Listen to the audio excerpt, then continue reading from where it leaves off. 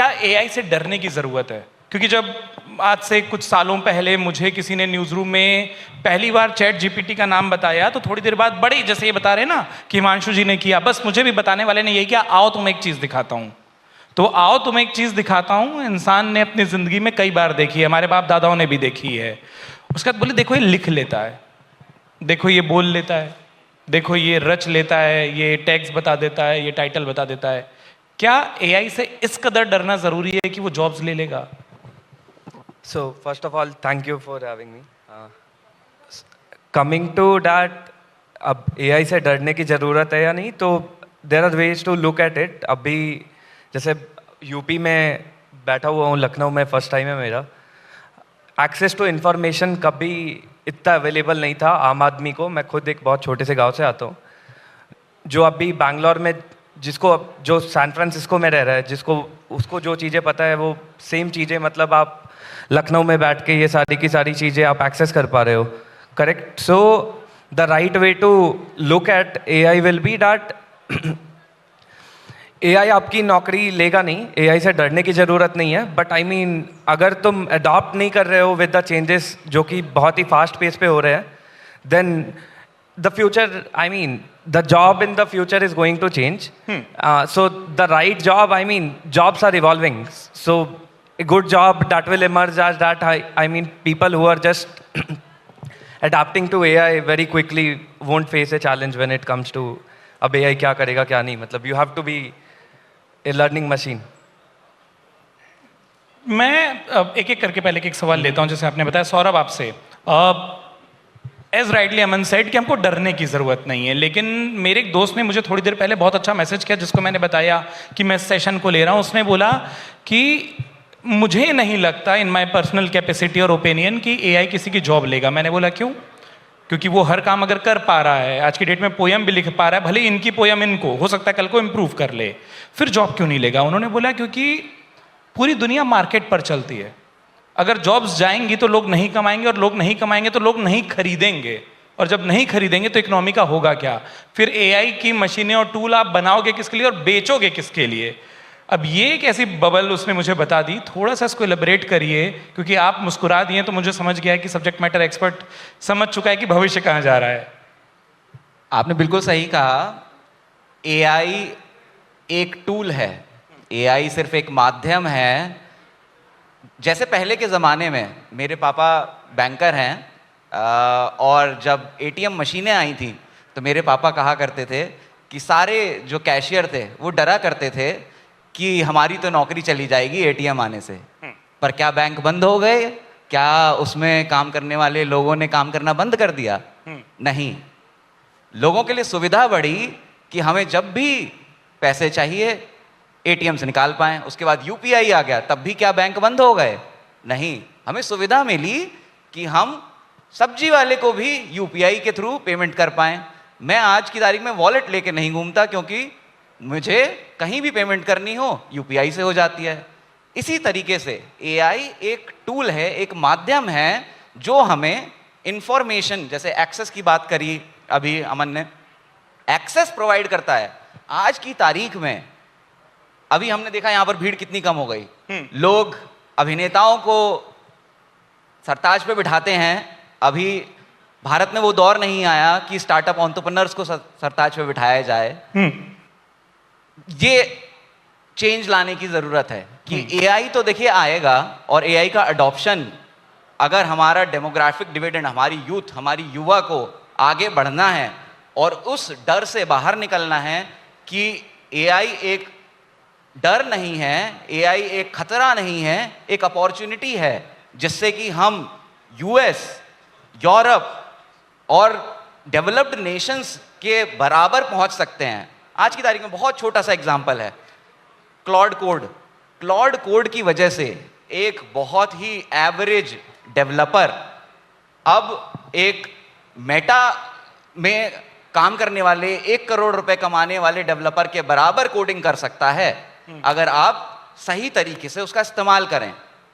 और मेरे यहाँ बहुत ही, मतलब मेरे यहाँ जितने लोग काम करते हैं, कोई आईआईटी से नहीं है मेरे अलावा, लेकिन सब लोग उस लेवल का आउटपुट निकाल पा रहे हैं, क्योंकि हम इंटेलिमो में एआई फर्स्ट एक मिशन रखते हैं कि हमें जो भी करना है वो एआई फर्स्ट करना है। तो हम ये देखते हैं कि जो आदमी अगर 1x आउटपुट दे पा रहा था वो अब 10x आउटपुट दे सकता है, और उसके साथ अपने को जो अचीव करना है वो अचीव कर सकता है। तो हमें ये ज़रूरत है एटलीस्ट फ्रॉम भारत के पॉइंट ऑफ व्यू से कि हम अगर सबसे डेवलप्ड इकोनॉमी बनना चाहते हैं, हम टॉप 3 में हैं, हमें बीट करना है, अगर इस डेमोग्राफिक डिविडेंड को यूज़ करना है तो हमें एआई का एडॉप्शन करना पड़ेगा। हमें ये मानसिक जो धारणा है उसको चेंज करना पड़ेगा। उस ब्रैकेट को तोड़ना होगा। हमारी जॉब्स जाएंगी, ये क्वेश्चन ही क्यों आता है? क्वेश्चन आना चाहिए कि हम इसको यूज कैसे करेंगे। ठीक है, मैं आता हूं उस पर सौरभ, लेकिन अब आपने जो बोला ना कि एक अंतर मैं आप लोगों को बता रहा था कि पिछली बार जब संवाद हुआ था मंच लखनऊ का नहीं था, लेकिन तब मेरी भूमिका इस कोने की थी और मैं आलोक जी को मंच पर बुला रहा था। एआई ने क्या बदला है, आज हम दोनों बराबर बैठ गए। ये एआई कैसे बदला बताता हूँ। अब मैं बड़ा सोचा कि आलोक जी जब आते हैं तो अपनी एंट्री पर एक शायरी बोल देते हैं, किसी कोने में दर्शकों को लग जाता है कि नहीं फनकार आया है, तो मैं बोला ठीक है। जीपीटी पर लिखा कि आलोक श्रीवास्तव मेरे बगल में बैठे हैं, मैं भी एक फनकार बनना चाहता हूँ, हाथ में माइक हम दोनों के है, कपड़े इन्होंने थोड़े बेहतर पहने हैं, क्या अलग कर लूँ। उसने बोला बोल दो उनको जाकर आंखों में आंख मिलाते हुए कि कुछ लोग मंच पर आते हैं और बातें करके चले जाते हैं, लेकिन कुछ आवाज़ें ऐसी होती हैं जो सुनने वालों के भीतर ठहर जाती हैं। खबरों की दुनिया से लेकर गीतों की नरम बारिश तक जिन्होंने अल्फाज को एहसास दिया, आज उसी फनकार का हम स्वागत करते हैं। ये फर्क एआई ने लाया है कि हम सिर्फ इनको सुनना चाह रहे थे, अब आप मुझे भी सुनना चाह रहे हैं। ये सौरभ जहां आप खत्म किए ना, बस यही एडॉप्शन हमको चाहिए। अब आप अगर क्या बात है बोल गए हैं तो थोड़ा सा डर भी आया है क्या मन में कि ये तो कल तक बस तुकबंदी भी नहीं कर रहा था, आज ताली बजवा लिया? नहीं, आप मुझे पता है कि आपने ताली इसी हॉल में बजवाई है, मैं दुनिया भर में बजवा लेता हूँ। पर मुझे पता है ना शुरुआत कैसे करनी है। अच्छा, ऐसा है। और सौरभ एक तरफ है अभी। पहले तो मैं सौरभ की बात को थोड़ा सा टेक्निकली विस्तार दूंगा कि अगर वो ये कह रहे हैं कि वाकई कोई भी टूल अगर हमारे एक तो हम भारतीयों की एक बहुत बुरी आदत, हम दीपावली के कपड़े 9 वर्ष तक, न्यू ईयर तक घिस घिस के पहनते हैं। अरे एक अंगुल बड़े भी लेते हैं। जब भी कोई नई चीज़ आती है हम उसका खूब इस्तेमाल करते हैं।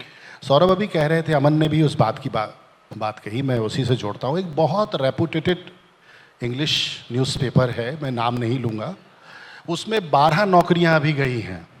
12, हमारे मित्र भी उसमें 2 शामिल थे। अब वो नौकरियाँ गई कैसे हैं ये मैं बताता हूँ। वो एआई के इस्तेमाल से ही गई हैं। होता ये है कि हम लोग क्या कर रहे हैं, जो बात सौरभ ने कही, हम उसका सही और समुचित इस्तेमाल नहीं कर रहे हैं। आपको कहा गया कि हेल्थ पर एक आर्टिकल लिखिए, आपने एआई को बोला कि भैया हेल्थ पर एक आर्टिकल चाहिए, और आपने उठाया और जो उसने दिया है आपने उठा के पूरा का पूरा अपनी वेबसाइट पे छाप दिया। पढ़ा नहीं उसको। ठीक है, मैं आपको एक घटना सुनाता हूँ, आपकी नज़र से गुजरी होगी, सच्ची घटना है। ये राजस्थान में राधौगढ़ की कहीं की खबर है। एक इंटर्न ने हिंदी की खबर बनाई और ख़बर ये थी कि सारस के पैर से कुचल के 2 लोग मर गए। तो वो खबर चलते चलते आप जैसे ज़हीन पत्रकार तक आई। लड़का नया था, जेंजी था, एआई का इस्तेमाल करता था।